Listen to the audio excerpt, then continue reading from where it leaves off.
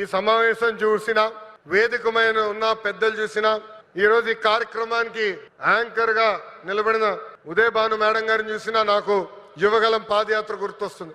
ఆనాడు బీసీ గర్జన పేరుతో నేను కార్యక్రమం పెడితే ఉదయ్ భాను గారు స్వచ్ఛందంగా వచ్చి ఆ కార్యక్రమానికి యాంకర్ గా నిలబడ్డారు. బీసీ సోదరులు జరుగుతున్న అన్యాయం పైన ఆనాడు మేము పెద్ద ఎత్తున ఆనాటి ప్రభుత్వాన్ని నిలదీశాం.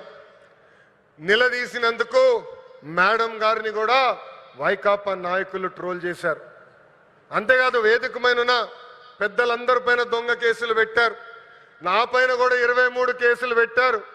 ఆనాడే చెప్పా, ఆ సైకో పాలనకి ఈ తెలుగుదేశం పార్టీ తగ్గేదే లేదని. వాస్తవంగా ఈరోజు ప్రజలకి స్వాతంత్రం వచ్చింది. 94% సీట్లలో ఎన్డీఏ ప్రభుత్వాన్ని మీరు గెలిపించారు. మా పైన బాధ్యత పెరిగింది. మీకు 6 నిమిషాలు కష్టపడతాం, మీకు అండగా నిలబడతాం, మీకున్న సమస్యలు పరిష్కరిస్తామని ఈ సభాముఖ హామీ ఇస్తూ